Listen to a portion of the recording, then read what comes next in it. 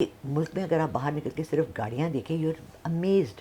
ابھی انہوں نے پکڑا ہے ڈکی کو آن دی ایئرپورٹ کہ جی اس نے بیٹنگ ایپس کو پروموٹ کیا ہے, اس نے پاؤں سے گاڑی چلائی ہے, اس نے اسلحہ دکھایا ہے. They are earning in millions. Rajab Butt and Ducky Bhai earning. اچھا what is State Bank doing? This stupid laws. تو یہ رجب بٹ کو اور ڈکی کو جو پیسے آ رہے ہیں سارا بلیک منی پاکستان میں آ رہا ہے, کیونکہ یہاں تو کوئی پوچھنے والا ہی نہیں ہے. کون ہے پوچھنے والا؟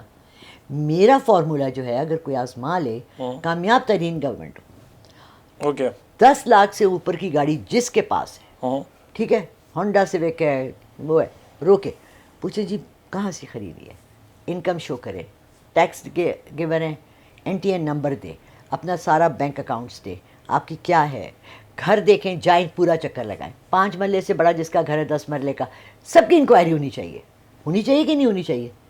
10 مرلے کا گھر آپ افورڈ کر سکتے ہیں؟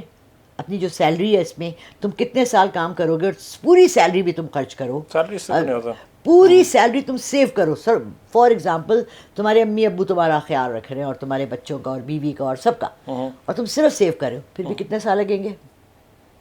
10 مرلے کا ڈیفینس میں گھر لینے کا جو 40 کروڑ کا ہوا ہے, کتنے سال لگیں گے؟